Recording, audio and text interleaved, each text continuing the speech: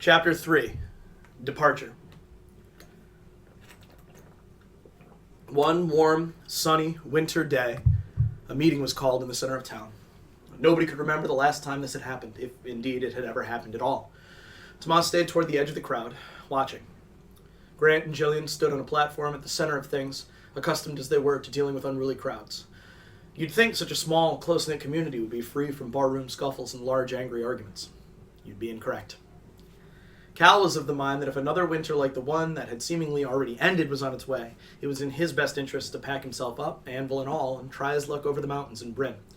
A wave of concerned agreement washed through the crowd. Bryn is our sister town on the other side of Kari's Pass. Not much more than a fishing village, but there's always fish to eat in a fishing village. Ain't this the only place in the world what can grow soot grain? Be a mighty shame to rid the world of it. Al had spoken up, which wouldn't have been surprising had he worked a day since marrying Loretta. Hush up, Al. We all know you're just trying to keep from anything that sounds like work.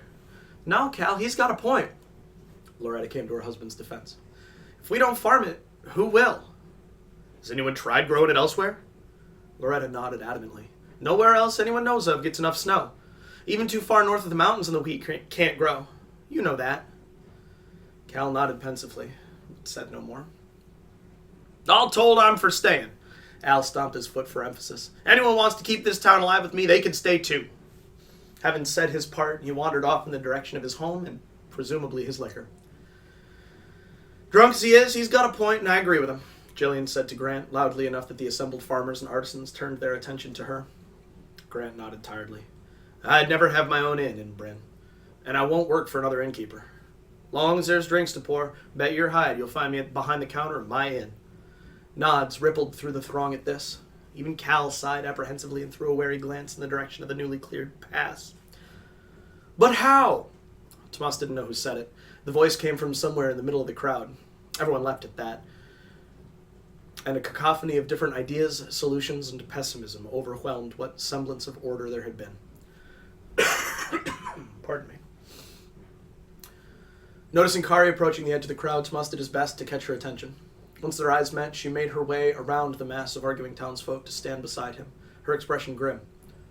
What do you make of all this? It's bad. I can feel it in the pit of my stomach, and it's not because of the smaller meals. Kari just nodded in bleak agreement. You don't think... Tomas trailed off. I think I do, but we won't know till one of us says it. The stranger, in the red cape, in the field that night. What if all this... He gestured to the arguing farmers, the unfrozen lake, the empty fields. Is because of that night. Kari nodded again before saying, and even if it is his fault, what could we do about it? Well, there's got to be something. Even if our families stay, there must be answers south of the mountains. For a moment it was quiet between them. They listened to their friends, people they'd known their whole lives, arguing endlessly, knowing in their hearts there was no easy answer. Tomas looked up into Kari's eyes, seeing the answer to a question weighing heavily on his heart. I have to, he said quietly. I know. Let's go. She motioned to where Grant and Jillian were standing, fruitlessly trying to regain something resembling order over the town square. Kari led the way, parting the crowd gently with her bulky arms. Tomas followed in her wake. People began to notice. Kari wasn't inhumanly tall like Cal, but he was the only one in town taller than her. They watched as she walked, her jaw set determinedly. It was quiet again by the time she'd reached Grant and Jillian, who looked at her questioningly. She gestured vaguely toward the crowd. May I? Grant shrugged. Oh, Lumi, I'm so glad you came to join me, but I don't have time to talk right now. Sorry. May I? Grant shrugged. By all means. Thanks, Grant. She turned to face the crowd. After several quiet moments, began to speak. Folks, it's bad. No sense beating around the bush. We can't leave, though. Surely you all see that deep down. Folk come from places I've never even heard of to buy what only we can give them. Winter's when we're the strongest, and winter doesn't always come when it's cold out. She gestured toward the clear, blue sky. A few people nodded. This is the coldest winter I've ever been through, and it's not over yet. It's not over yet for any of us. In fact, for some of us, she locked eyes with Tomas, it's only beginning. Some years now, a stranger came through that had most of us in a knot for more time than I care to remember. He left quietly, though, and we worried about other things, as is our way, but the last time anyone saw him, something unnatural followed in his wake. I can't relate all the details, as it's not my story to tell. I will say that it left a very close friend of mine in a bad way for some weeks after, and even still he suffers sometimes. For that reason, Tomas and I have to go and learn anything we can about him and the things he's done to our home. Murmurs began to spread through the crowd. Please, Tomas will tell the whole story to Grant and Jillian, who can relay it to anyone who will listen after we've gone. Kari pulled Tomas from the crowd to stand next to her, facing them, the mountains sitting impassively in the background. She gestured for him to start talking, and after a moment's thought, he began. I wish there were more for me to say. I'm just as scared as the rest of you, but I promise I'll find us answers. Answers to questions I've been asking myself for years now. I don't know what waits for us beyond the mountains, but I won't give up until we find those answers.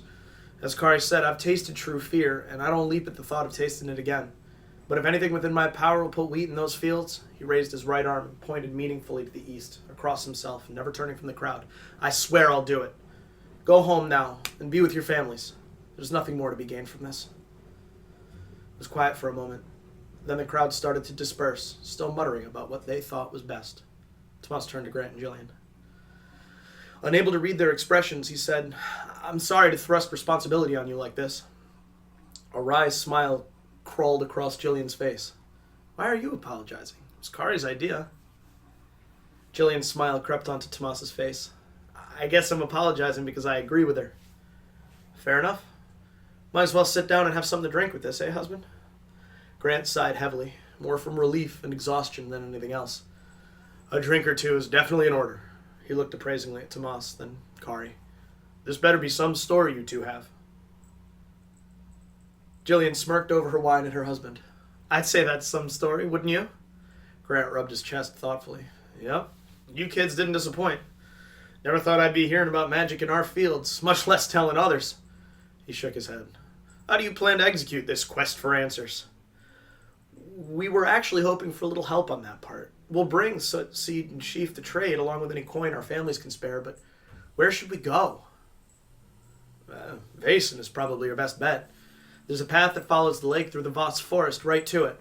That'll be 2 days' walk from Bryn. Roads will take longer. Y'all have the supplies to camp? How do you think I spent so much time in the mountains? Kari sat a little straighter as she said it. Grant smiled. Fair enough. I've got no more advice to give, truth be told. Jill? She shook her head, taking a pensive sip of her wine. In that case, you kids better head home and be with your families. I suspect they've got a road as hard as yours ahead of them. I have to say, Grant, I hope you're wrong. Me too, Tomas. Me too.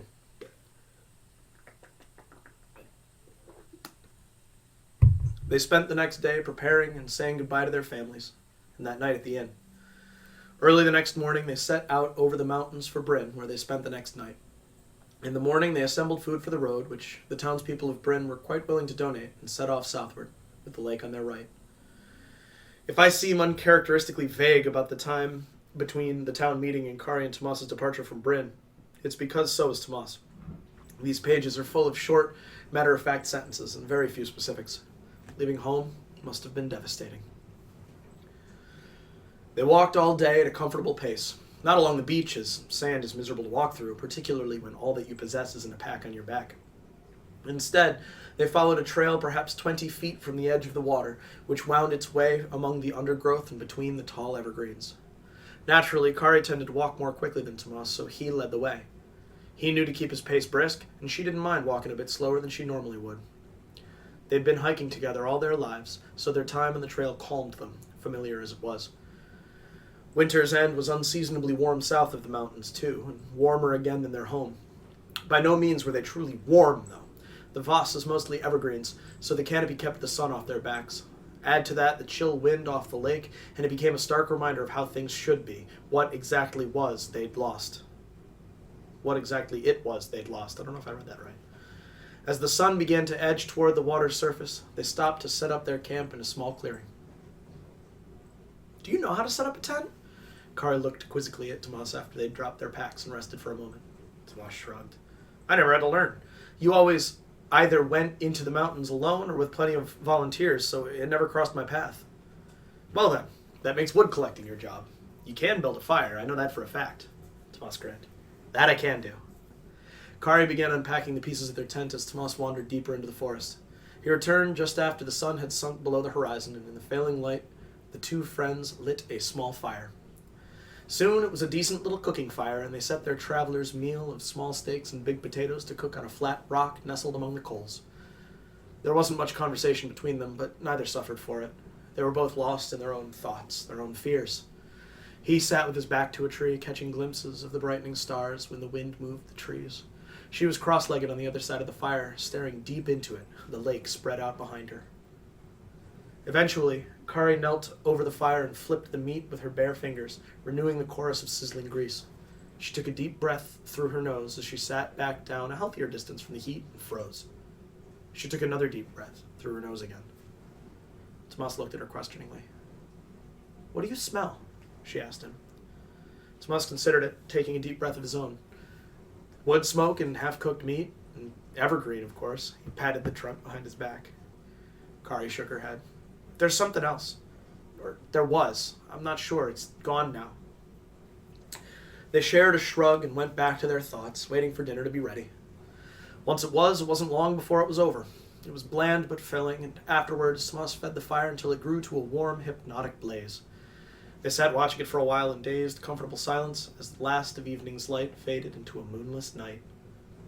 Kari started sniffing the air again. Tomas tried again as well. This time, he caught a whiff of something foul. The best word for it is musty, like the dampest corner of a cellar, though this was far more intense. Soon the stench was palpable. A sneer wormed its way across Kari's face as she stood up. The corners of her mouth turned down as one side of her upper lip curled. Her brow furrowed and lowered as her eyes opened wide against the darkness. Tomas stood too, looking this way and that for anything unusual. The sound of a branch breaking echoed from the south. Kari and Tomas swung to face it, the lake on their right.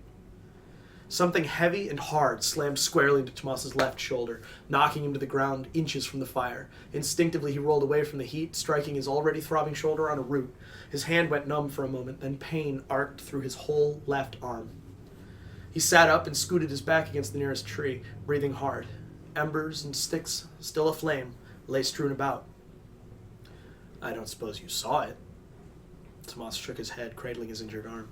The last of the flames went out, leaving only glistening coals. Kari was just a shadow now, looking and listening intently to the silence that seemed to envelop them. Slowly, one at a time, she cracked her knuckles, each pop reverberating among the trees and piercing the silence. Oh man, I thought I would have more.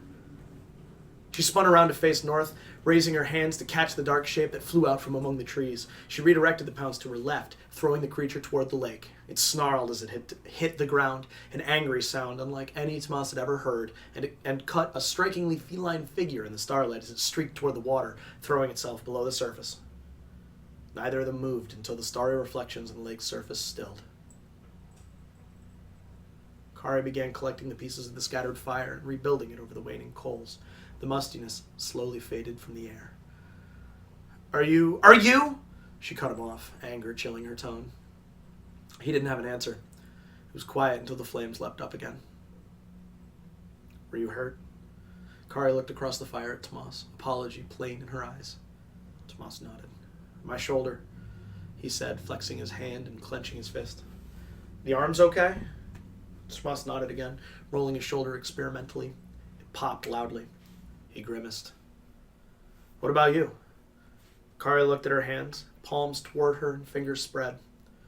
"Everything works." She closed them. "Go to sleep. I'll take the first watch. Want something?" "Excuse me." "I'll take the first watch." "Want something for the pain?" "It's more of an ache now. I feel it when I move it, but it's not restrictive. Make sure you leave yourself some time to sleep, please." "Don't worry. You'll get your fair share of watch duty." Tomas smiled wanly. "Good night, Ree."